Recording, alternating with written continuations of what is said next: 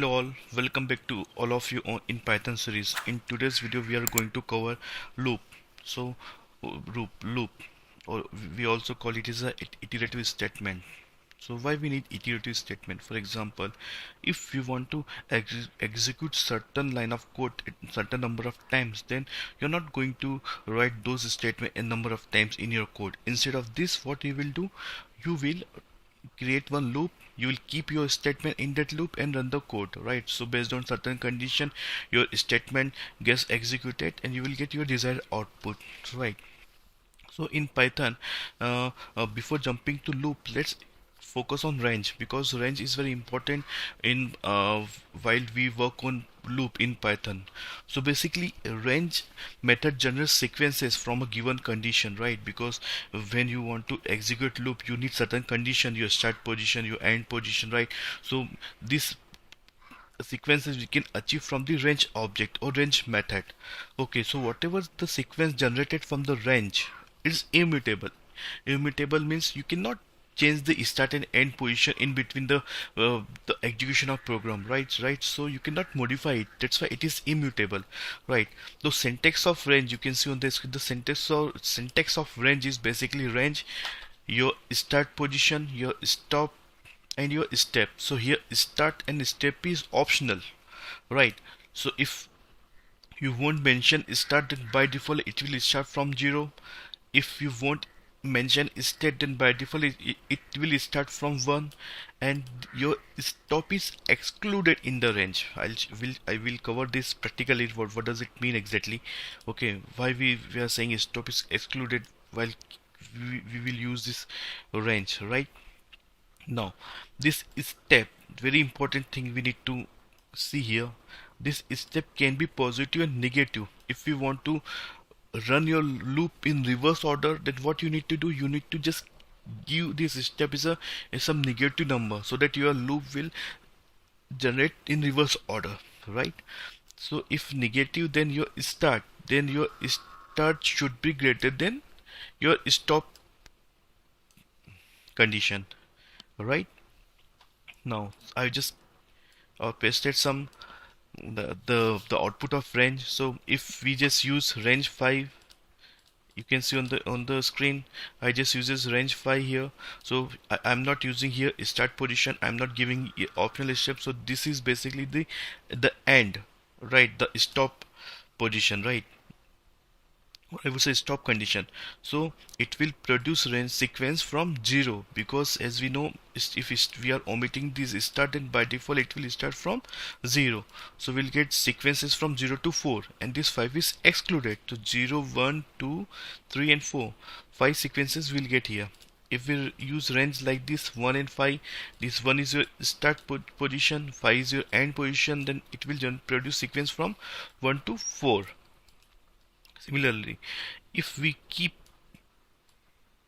range, if we write range in this manner, range 1, 7, 3, here we also mentioning the step, right? So what it will do, it will skip to step and generate some statement, right? So it will produce sequence 1, it will skip 2 and 3, it will print 4, and it skip 5, 6. So 7 is not included, so you will get sequence is a 1, 4, right? Even if we have discussed that you can give this step as a negative, right? So if you want to generate your loop in reverse order, so what your start position should be greater than your end position or end condition, right? So it will generate sequence from 5 to 2. So here 1 is excluded. Okay, so this is the range method. Okay, now I will see practical on each in every possible combination, right? So let's jump to for loop. So this is the syntax of for loop in Python. For x in range n comma n2 body, here the loop body will come. We have some other syntax also in Python, we'll see in further videos. So let's start with the very basic. Okay, very basic program. So what I need to do, I need to just print the number from 1 to 10. So what I had two ways. Either I just write 10 statement, okay, in my program, or in simple way I just create one statement and let's keep those statement in for loop, and execute the code. So what I can do, for I in range, right? Now here you can see your start position. If I say start position is 1, comma, your end position I say 10, and by default this step is optional, so by default it is 1, so let's omit this. Okay, now just put semicolon. So this is the syntax of your for loop, right? You just enter and write whatever statement you want to execute certain number of times. So I just write print here I. Okay, now let's run this program.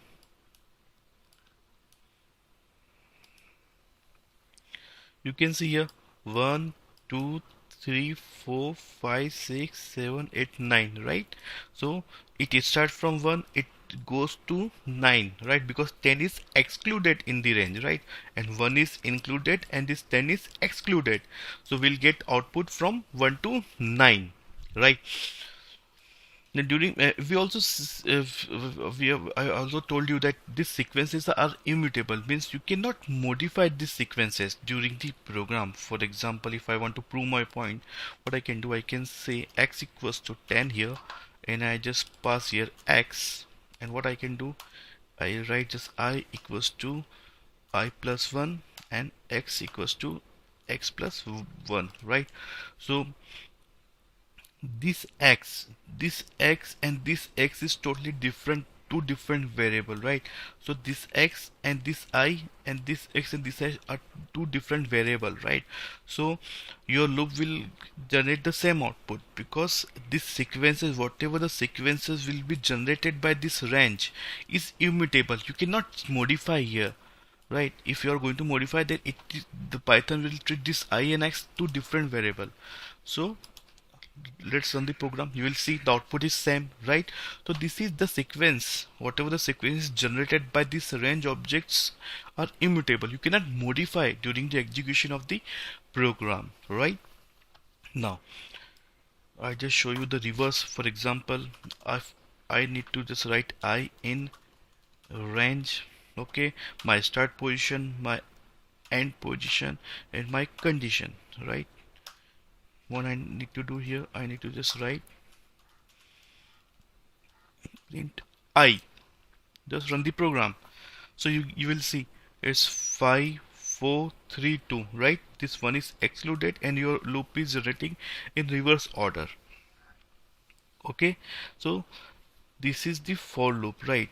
Now we just write simple for I in range, just give the stop position only, print I. You see it by default it will start from 0, it goes to 1 2 3 4, and this 5 is excluded, right? So we also write for loop like this, we can skip the start and the step. Okay, okay, so let's create one program which produces the even number, right, from 1 to 100.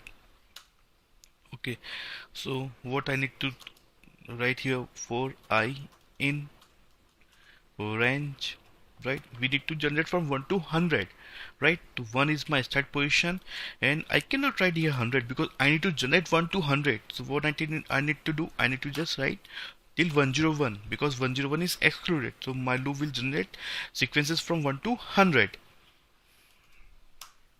And how to check a number is even and odd?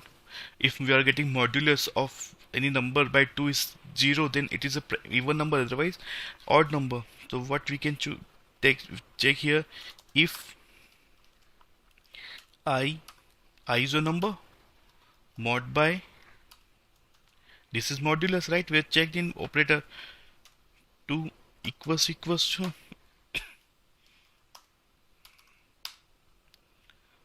0, then print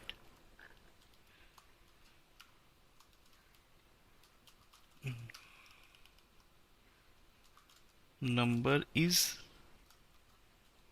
even. And what I can do, I can write here I else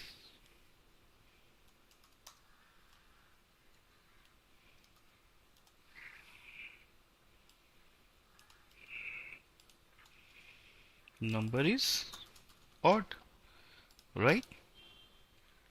Let's run this program. See, you can see on the screen your number 1 is odd, 2 is even, 3 is odd, 4 is even, right? So in a simple way we achieve our task. So this is the for loop in Python, right? So in Python, whenever you use for loop, a number of times you have to interact with range object. So we will discuss about range object, range method, what is the syntax of range method, how to produce the sequences, how to write your loop in reverse order, right? With the mentioning step minus ones, right? So that's it from this video. If you really like the video, please click on the like button and please do share this video with your friends and colleagues. Thanks a lot. Bye bye.